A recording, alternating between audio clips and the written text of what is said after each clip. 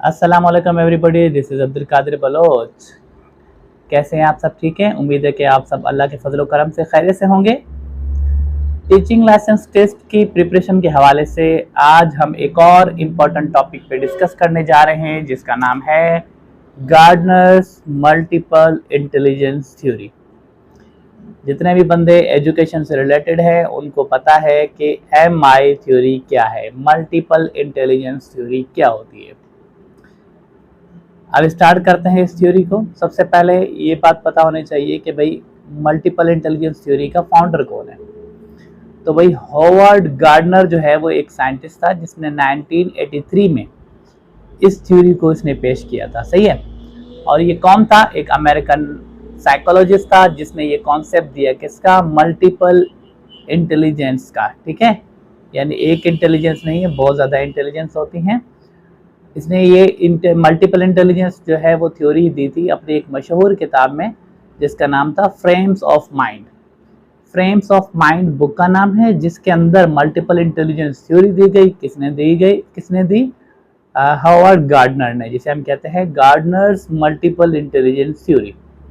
Clear है यहाँ पर कि भाई इसकी जो है वो फाउंडेशन किसने रखी।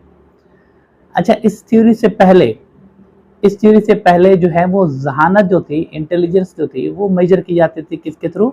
आईक्यू के थ्रू। आपको पता है आईक्यू लेवल इसका कम है, आईक्यू लेवल इसका ज़्यादा है।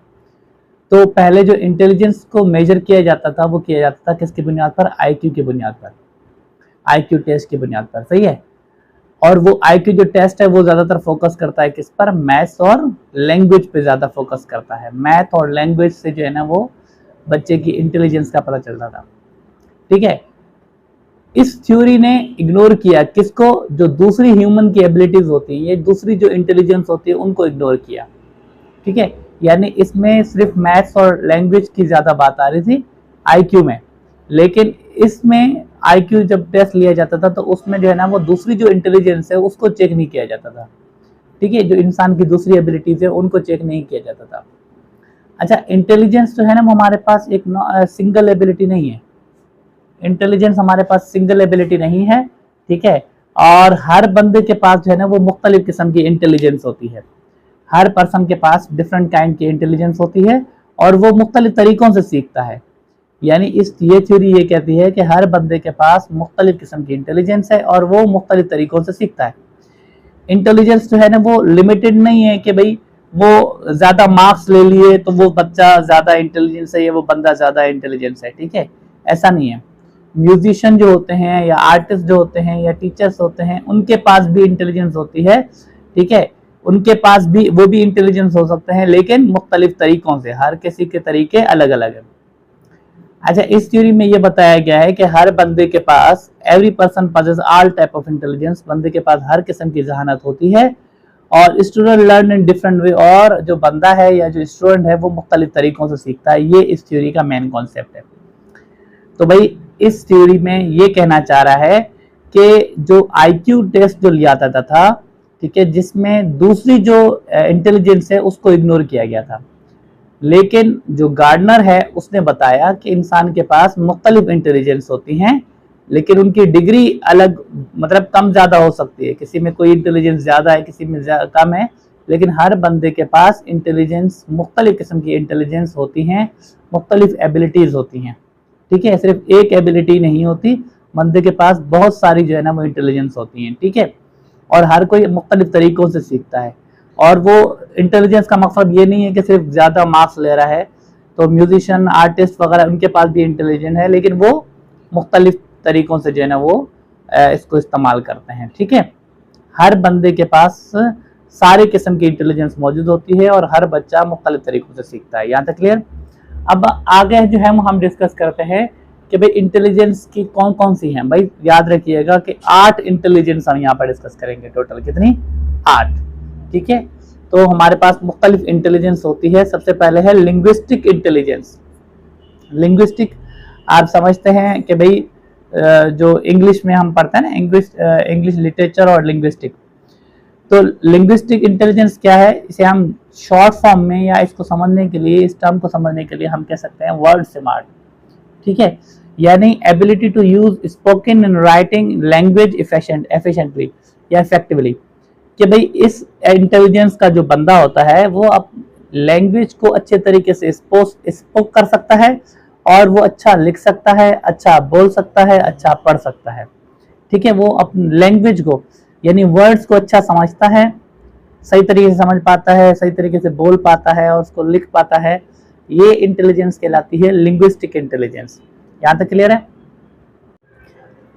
जिसके पास लिंग्विस्टिक वाली जो इंटेलिजेंस है यानी वर्ड स्मार्ट जो होता है वो पसंद करता है, क्या पसंद करता है? लिखना, स्टोरी टेलिंग, स्टोरी बताना, डिबेट करना, स्पीचेस करना, कम्युनिकेशन करना, इन चीजों को वो ज्यादा पसंद करता है। जो लिंग्विस्टिक का जो है ना वो इंटेलिजेंस जिसके पास ज्यादा होती है।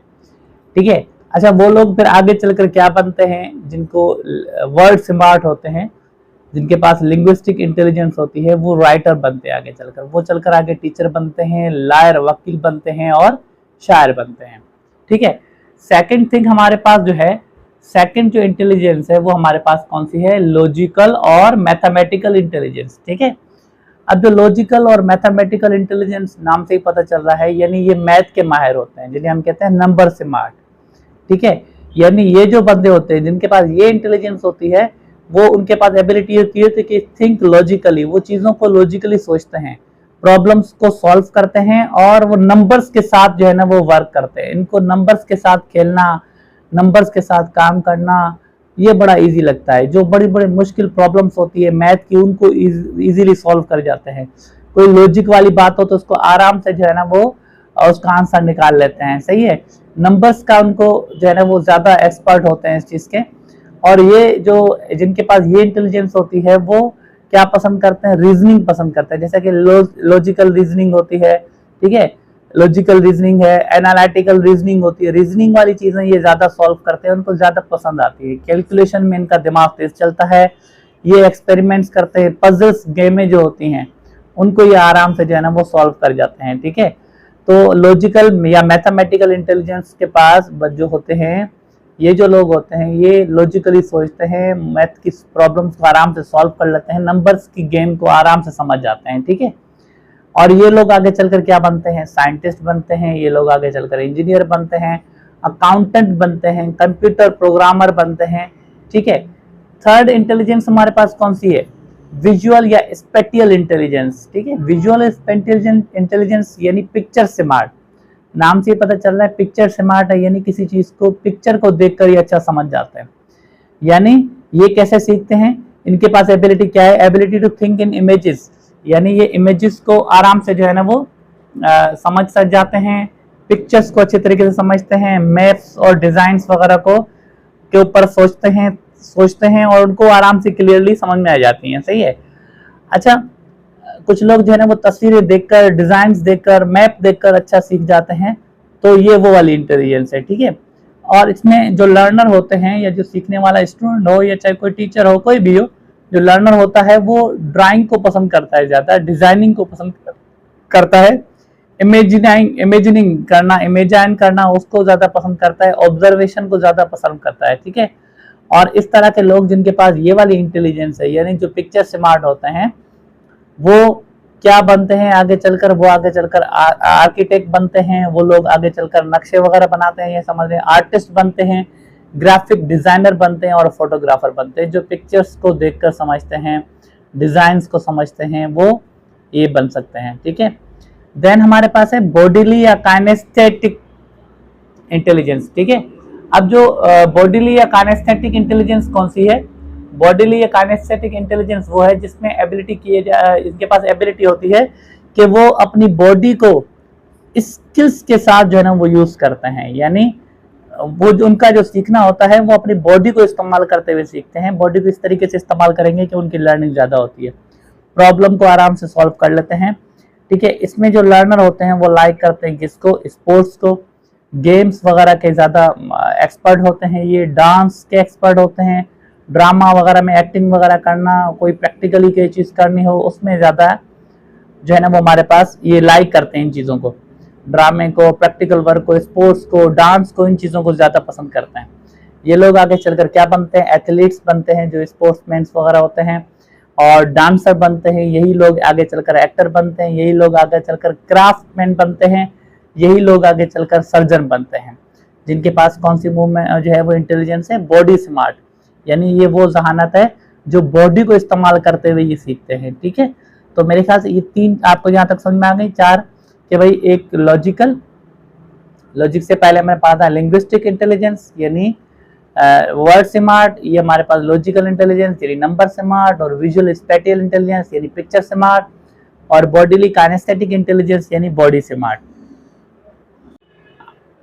हमारे पास जो है ना वो 5th जो इंटेलिजेंस है वो कौन सी इंटेलिजेंस है, म्यूजिकल इंटेलिजेंस, जिसे हम कहते हैं म्यूजिक स्मार्ट। सही है, इसमें जो बंदा होता है उसके पास एबिलिटी होती है टू अंडरस्टैंड रिदम्स या राइम्स, मेलोडी, म्यूजिक, साउंड, जो रिदम्स को, सुर को, म्यूजिक को, साउंड को पसंद करते हैं, इनके पास ये सलाहियत होती है कि इन चीजों को ये समझ जाते हैं। ठीक है, राइम्स को समझ जाते हैं, मेलोडी को समझ जाते हैं, म्यूजिक को समझ जाते हैं, उस तरीके से ज्यादा सीखते हैं, मतलब इनको म्यूजिक वाले स्टाइल में ज्यादा सीखते हैं, मेलोडी के हिसाब से सीखते हैं, राइम्स वगैरह सिखाते हैं। जैसा कि आप छोटी क्लासेस में देखो, अपन जो छोटी क्लासेस में नज़्में होती है या बैत होते हैं, सिंधी में बैत, तो वो जो है ना वो आराम से रिदम के साथ पढ़ते हैं तो उनको याद हो जाते हैं। हमने बचपन में जो पोएम्स पढ़ते हैं, ठीक है, तो हमें आखिर तक याद होती है। मतलब कुछ बंदे ऐसे होते हैं जो इन चीज़ों को ज़्यादा पसंद करते हैं, उनके पास ये सलाहियत होती है कि वो रिदम्स को, साउंड को, म्यूजिक को ज़्यादा समझ सकते हैं। ठीक है, इसमें जो लर्नर होता है वो लाइक करता है किसको, सिंगिंग को, कंपोज करने को लाइक करता है, म्यूजिक सुनने को पसंद करता है, इंस्ट्रूमेंट्स के साथ खेलने को जो है ना ये पसंद करता है।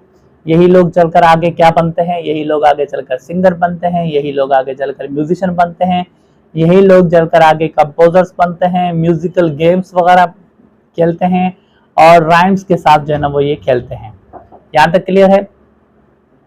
देन हम जो है वो 6th इंटेलिजेंस की तरफ मूव करते हैं, that is the interpersonal intelligence. ठीक है, इंटरपर्सनल इंटेलिजेंस वो होती है जिसे हम कहते हैं पीपल स्मार्ट, यानी ये इनके पास एबिलिटी होती है to understand and work effectively with the other peoples. ये वो बंदे होते हैं जो दूसरे लोगों के साथ मिलकर अच्छा काम करते हैं। ठीक है, वो समझते हैं कि हम मिलकर काम करेंगे तो ज्यादा समझ में आएगा। ठीक है, तो इनके पास ये एबिलिटी होती है कि दूसरों के साथ मिलजुल कर काम करते हैं और उसी से ये चीजें ज्यादा सीखते हैं।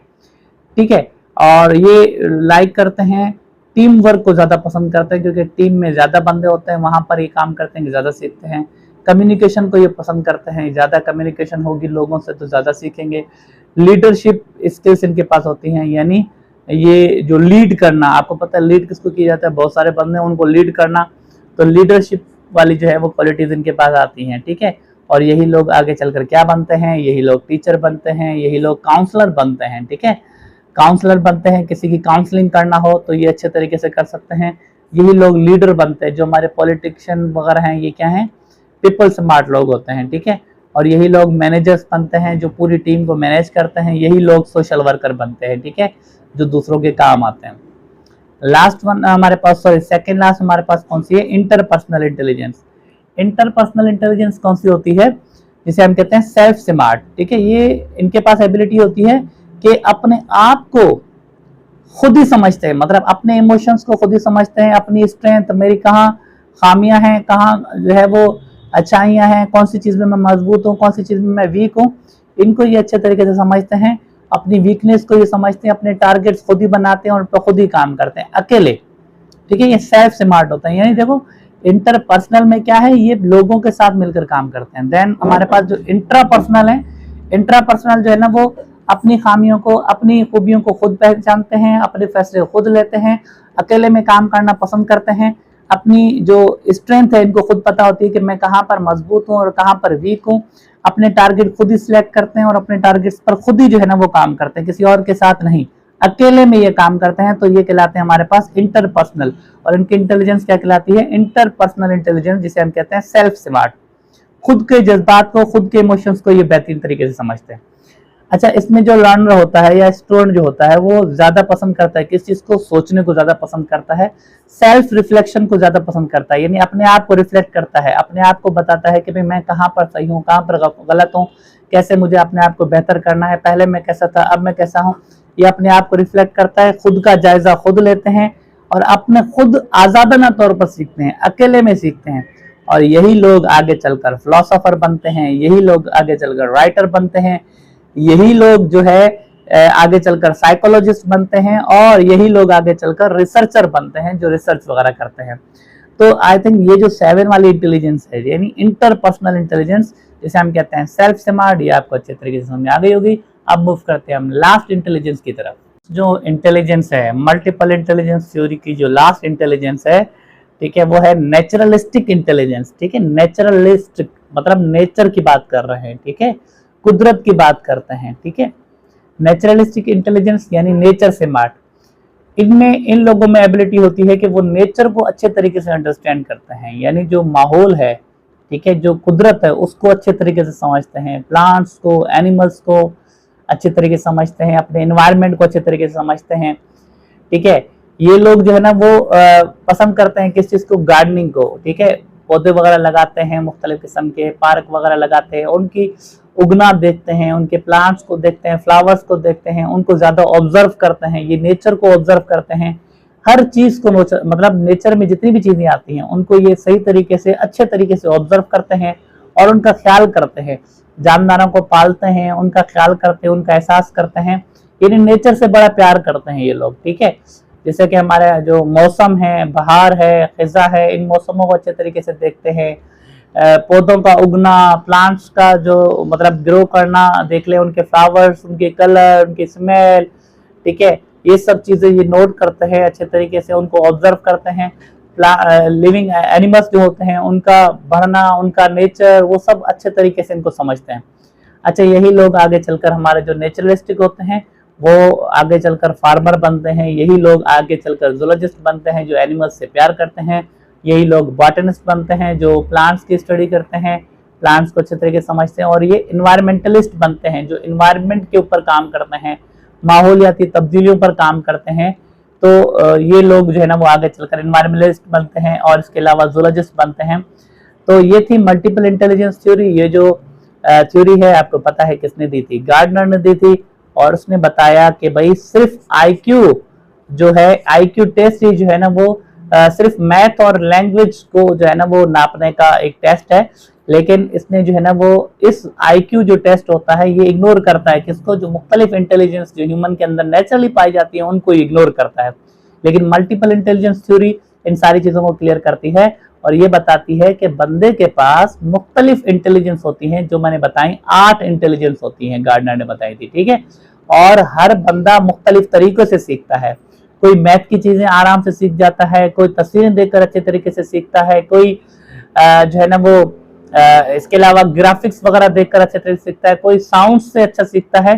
तो मतलब सीखने का वे हर किसी का अलग है।